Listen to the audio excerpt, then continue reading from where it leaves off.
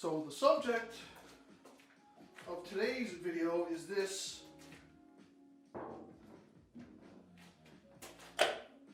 1980 Honda Z50R motor. Now, recently I did some work for a guy and he let me know he had this extra motor kicking around.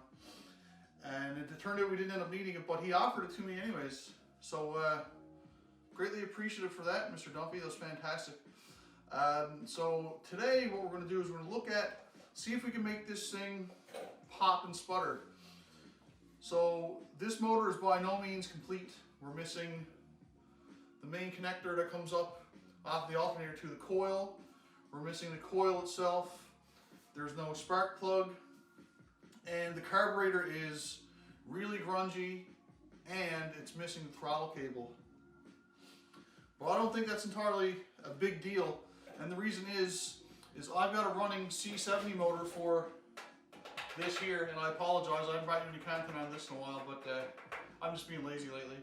But anyways, we got a running motor for this C70, so I'm going to borrow the carburetor and throttle from that motor, the spark plug, as well as the coil, and we're going to see if we can make this thing pop off today with a bit of fresh gas. So before we dive into it, I guess the first thing I want to talk about is how we identify these mini motors. So I'll pull you in close, we'll take a quick look down here, we'll see a serial number, and I'll talk about how you can use that serial number to find out exactly what motor this is, because that's what I had to do for this one, and that's how I found out it was a 1980 Z50R motor. So let's take a quick look at that serial number, and we'll have a quick talk about that. So if I just got this spare screw stuck in here to hold this cover on. This needs a lot of work for sure, and it might be a job for the TIG welder if it's aluminum. But anyways, if we have a quick look here, we can see a serial number stamped into the bottom of the motor here. So this one reads AB02E dash and then some number. So if I just pop up quickly now, I can show you up on the upper right side here on the screen. If you Google this, along with something like, say, Honda motor serial number or something like that, and then like say the first 5 letters of this code, you'll usually find a result that shows a listing of model years and makes for this motor. So when I did that, you can see right here, this number is within the range of 5000000 to 5999999. You can see right here on this page, where the one I'm overlaying, that shows that this is a 1980 Z50R motor. So that's, in my opinion, the best way to identify these motors when you're not sure exactly what you have. But either way, I'm going to go ahead and pull you guys back out. We're going to make sure this thing turns over well, the oil's not too horrible and whatnot, and we'll start looking at trying to cobble this a few pieces on this and see if we can make it pop. So first off, I'm just going to lay the known running C70 motor here on the bench so I can access the components from that I'm going to need. But the first thing I want to do with this little Z50R motor is I want to make sure there's some compression. So I can cover the spark plug hole on this side with my finger, and when I kick it, I can feel it pushing my finger off of the spark plug hole. So there's compression and it feels decent. So the next thing I want to do is I want to make sure that this thing, the points are good and that this thing will make fire for us. So I'm going to go ahead and grab the coil, and this, which is over here on my little shelf for all my parts for my C70R. So I'll grab the coil, the spark plug into this. I'll cobble something on the end of this so I can hook it to that coil, and we'll see if we can get this thing to make some spark for us. So let's give that a try. So as a means of just getting a coil quickly hooked up, I've just got a couple alligator clips here, alligator clip cables. So what I want to do is I'll grab my coil itself. I'll make sure I've got a spot where there's a decent ground so I can clip on, so something is clean anyway. So I'll just quickly give that a little brush off. Maybe we can jam this in here. I'll clamp it onto this bolt here actually, so I'll clamp that there. Now I'll clamp the other side just to the motor itself. That should give us ground, hopefully, connection. And I'll lay the coil there on the motor as well. We'll see how it goes. And then I'll take the connection for the coil and I'll clamp onto that here. And I will clamp that to this really pitiful wire. Now I might end up wanting to potentially cut that back a bit and see if I can get a better connection on there. But now I'm going to grab my spark plug out of the other motor.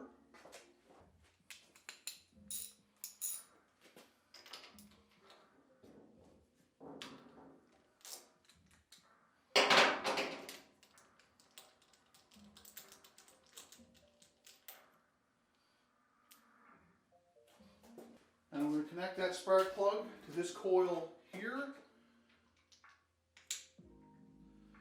And now we should be good to hold this against something, give it a kick, and see if we'll get any spark. So I'll pull the camera over here so you can get a closer look. And we'll see if we can get this thing to make some fire for us. So the coil's hooked up. I've got it grounded as well. Hopefully that ground is good. I'm going to go ahead and give this a quick spin over or by hand. And we'll see if this will spark for us. Let me clean this off a bit. Right here. Will this spark? Will it spark? We're about to find out. No spark. So at this point, I'm going to double check my connections quickly. And if it doesn't spark again, once I just give those a quick little rejig, then we're going to have a look at the points. So, I'll be right back. So looking at the flywheel, you can see there's marks. You're probably really not going to see this. So let me pull this off, actually. That we can have a better look. So if we look at, zoom you back out, focus, turn back on. So if we look at the flywheel, it's going to be really hard to see, but there are two lines. There's one there, and there's one there. There's a lot of rust and whatnot. If we look at the top of the flywheel, we can see those same lines. So this one here is marked with an F. So when the flywheel passes, there's a little notch right here by my pinky fingernail on the case here. When the F passes that, that's when those points are supposed to open, and that then lets this condenser, also known as capacitor, to discharge out. That then goes to the coil, that then goes over to the spark plug. You also have a T mark on these things for top dead center. So, like I mentioned, when this is on correctly, and the F right here on my finger, when this F passes this notch here, that's when our points are supposed to be opening. And I can, see right now, at that point, the points aren't adjusted correctly, and they're not moving at all. So what I'm going to do, I'm going to pull our flywheel back off, and we're going to turn our points back down this way a bit more. So we'll loosen this screw, turn this down a bit more, and that way the lobe that's on the flywheel will then actuate this. So you can see the lobe on the flywheel actually is supposed to pop that open, and that little bit of movement, hopefully you can see that. I'll exaggerate it. So if there's a lobe on the flywheel that's mounted here, it comes around, it comes in here and pushes these points open. So this should be happening, and it's not. And now that opening is supposed to be really small too. We're talking like a couple thou, few thou most. So I'm going to make an adjustment here. I'll put the flywheel back on. We'll rotate it, and we'll see if it starts to open up our points for us. One other quick thing I'm going to do is I'm just going to take a bit of steel wool and just clean off these surfaces because there's a lot of junk and gunk on them. So just want to give that a quick clean so that way things are interfacing good. You don't want a little bump of rust or something causing your points to open. So that feels good now, right there. Turn this a couple times. We'll see if we can get it cleaned up here.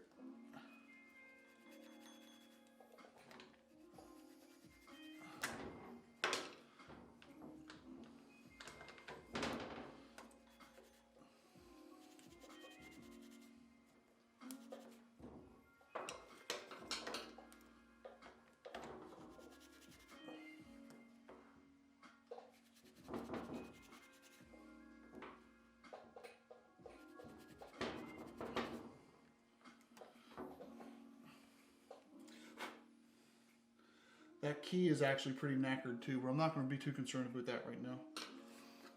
Okay. Stand this back up a bit here.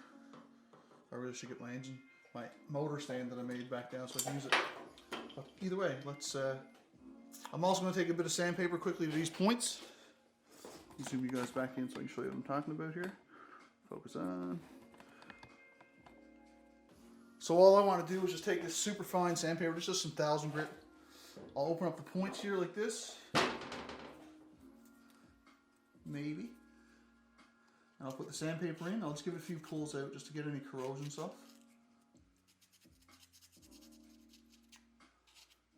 While that's nipped down from the spring there. And I'll turn it over and do the same on the other one. Give her a good old cleaning up. Okay, so after some twiddling with the adjustment here, I've got it such that when the fire mark is coming around, so F right here is indexed on the notch here in the case, our points are just starting to open. So what I want to do now is I'm just going to quickly zap this back on, and I want to make sure it go on the same way it came off, just so I don't frig anything up. This is how it was out, so I'll give that a little touch with the old impact just quickly.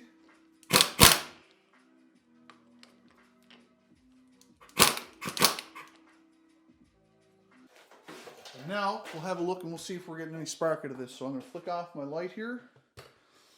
We're going to come back around to the other side of the motor here. I'll ground the plug back on one of these bolts and I'll spin the flywheel and we'll see flywheel. I'll spin the flywheel and we'll see if we're getting any spark. So I'll flick the lights off. I'll bring you guys right back. We'll see if we can get some fire. I hold this, turn my screen around right here. You're not going to see it there. I have it over here. Hold this right here. And just, there you go. There's a bit of spark. You can see it popping there now. So now the next thing I want to do is I'm going to pull this intake off and put the intake from the C70 and the carburetor from the C70 on up here, so we've got a way to get some fuel and air into the head. I was going to just mount this carb directly to, but I don't know if you can see from there, but this flange on this carburetor is a lot wider than the one that's there. So I'm actually going to pull this intake off. I'll install the intake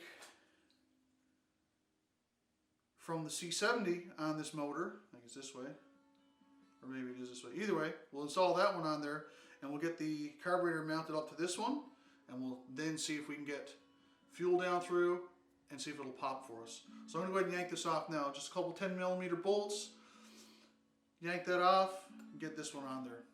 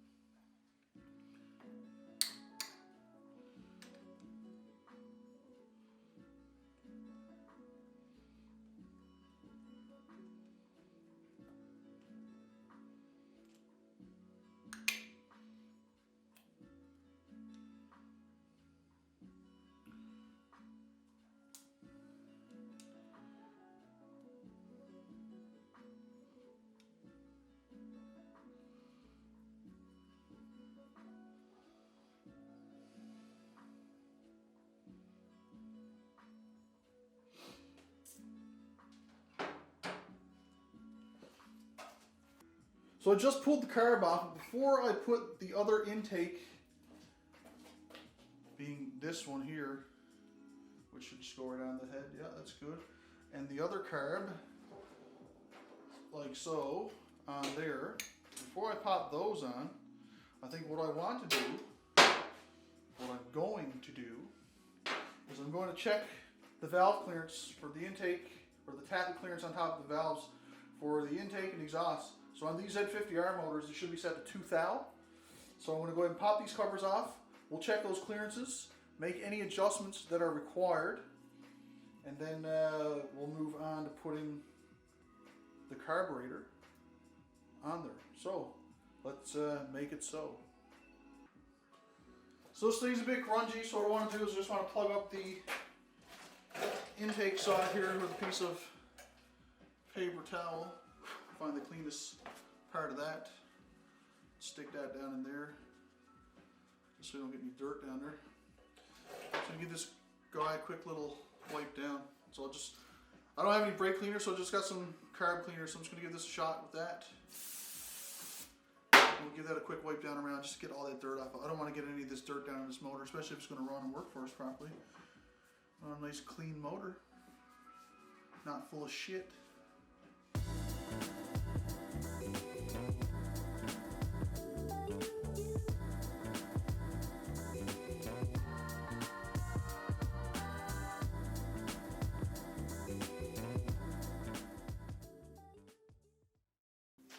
So that's a quick little wipe down to get all that dirt and crud off of there. I'll over my screwdriver here and get that clean off. So now what I want to do is just going to pop this cover.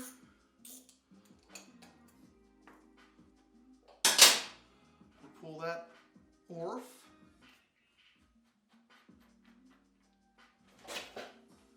We'll have a look at our tappet.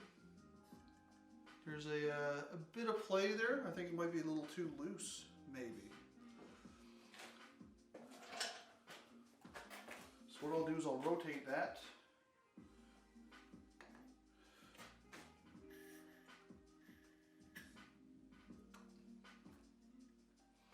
So that's the intake valve opening, and that's the intake valve completely closed. And there's a tiny bit of play there. So this is supposed to be 2 thou. We might actually be there on this one already.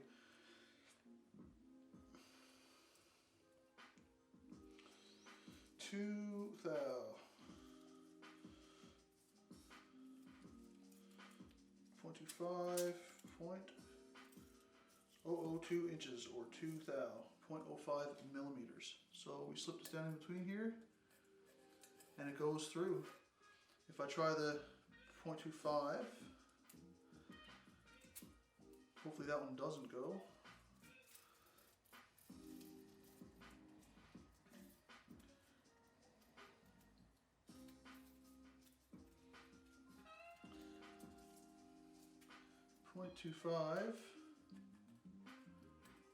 .25 goes. I don't like that. We got to adjust it back a half a thou. I don't think it's really critical at this point, honestly, but still having it adjusted right makes all the difference. And a 0.3. If a 0.3 goes, I'll adjust it down. If the 0.25 went and the 0.3 doesn't, I'll just leave it as is. And a 3 goes as well. We're going to adjust this.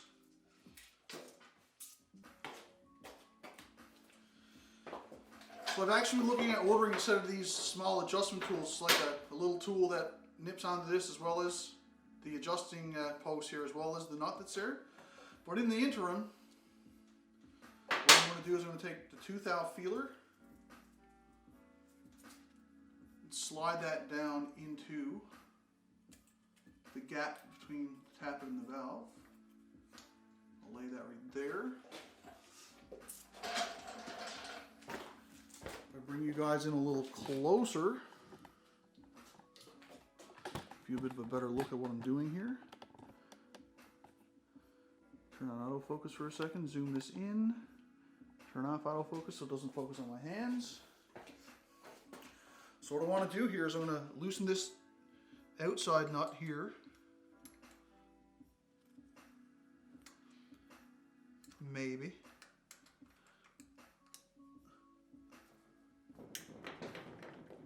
Okay, there we go, that's loosened off. So you can see it's really loose there now, so I'm going to hold that like so, and then adjust down our inside screw here. Now, that's a bit too snug, so I'll back it off ever so slightly, just until the feeler starts to slip. Just just about there. Now I can hold that in place with the thumb wrench and tighten this nut back up, making sure that I don't turn the internal post there. So now I got a feeler tooth out that just goes through. And if I try the next largest one again, so I was doing the 0.25 and the 3. Get all the rest of these out of the way here.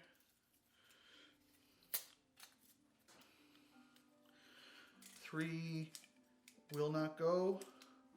0.25 may just slightly go. No, the 0.25 will not go through either now. So now we're adjusted well.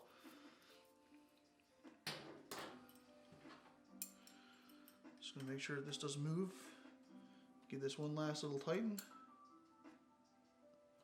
And we're good. So that's the intake side adjusted. So I'm gonna put my cap back on.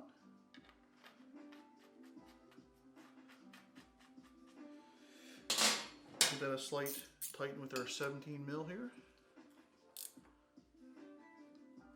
And now I'll repeat the same on the exhaust side. It's exactly the same, just on the underside of the head. And then we'll look at hooking up a carburetor.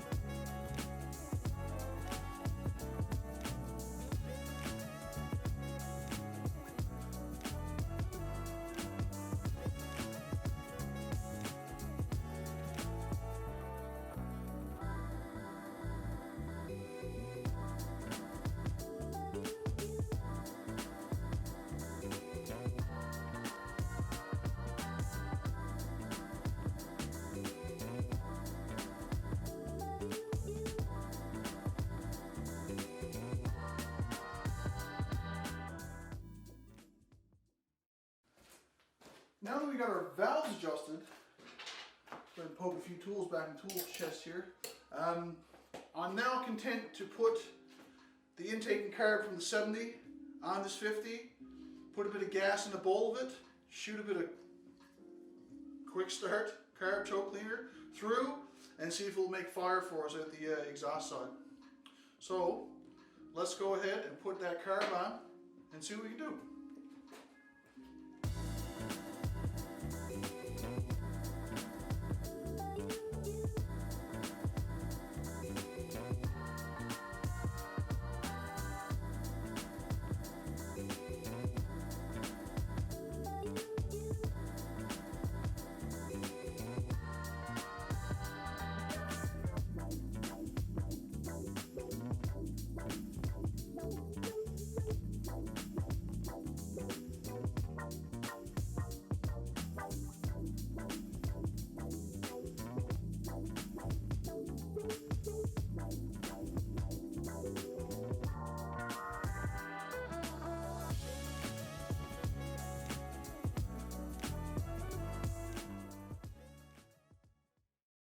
Now to this point, I believe we have everything we need in place to make this thing fire up.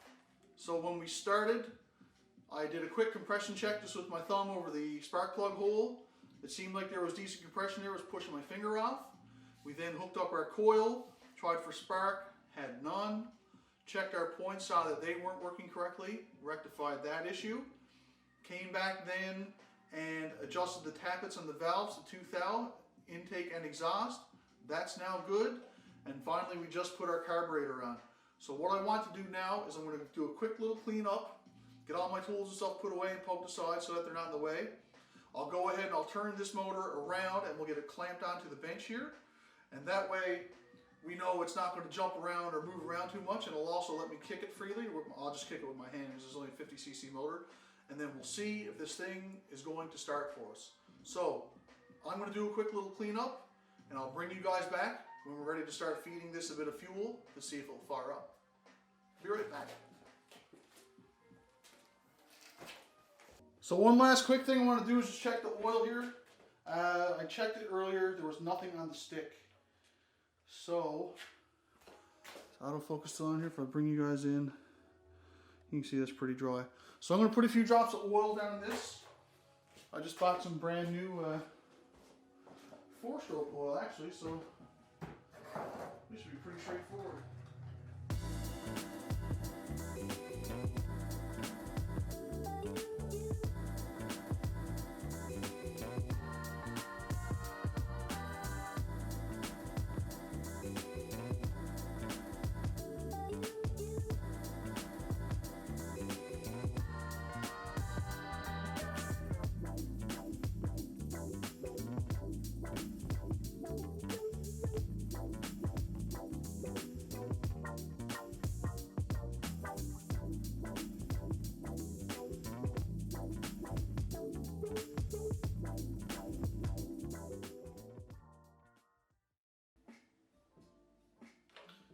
Okay, we've got oil on the stick, about halfway between the low and high mark, so pretty average. Let's give this a few squirts, give it a few kicks over to move some of that oil around first, then we'll give it a few squirts and kicks and see if it'll pop. Okay, here we go. Let's first turn off this autofocus crap. Get our stuff laid down here. So we give it a few kicks over first to make sure that oil is moving around. Yeah, you can hear there's definitely a good compression here. Move some of my wires out of the way here so I'm not going to get those caught up in the flywheel or anything. So our ground's good. Our coil is good. Get our carb cleaner. I'll pull the throttle cable up so I can get a few shots of juice right into the motor here. Let's give it a kick and see what happens. Don't want to touch that flywheel.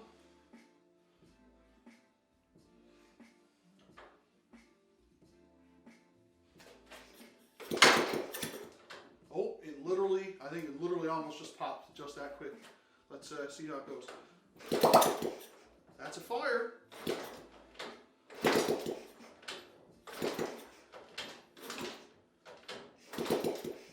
Okay, let's give it another little shot of juice.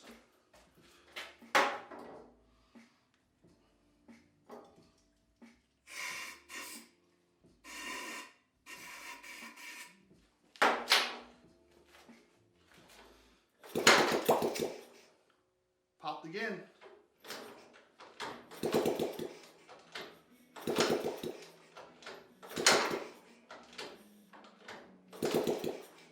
Okay, another shot again. This might not have run for a long time, so getting a few shots of juice in here might help this.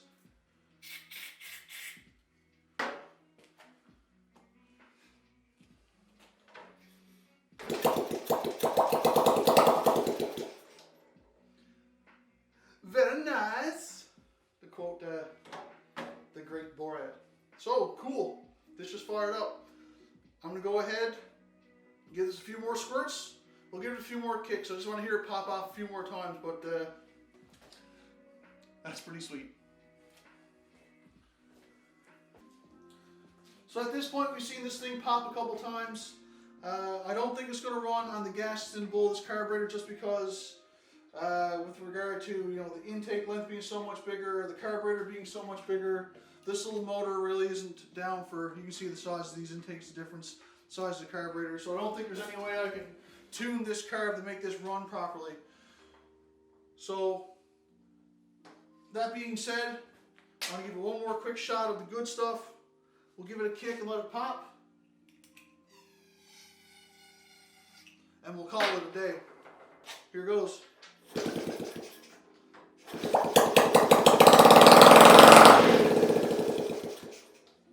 So there we got a successfully running 1980 Z50R motor. So with that, I want to thank you guys for watching. I greatly appreciate when you guys come along, help me get these things working. Your interest in it shows with the comments and the conversations that we have in the comments, and I greatly appreciate it. If you like what you see, I'm going to say it. Feel free to subscribe, ring the notification bell, all that good stuff. Every little bit helps me, I guess, further my YouTube cause and helps me get it in the garage a bit more and do stuff to entertain you guys with. So with that, once again, thank you guys for watching. See you in the next one.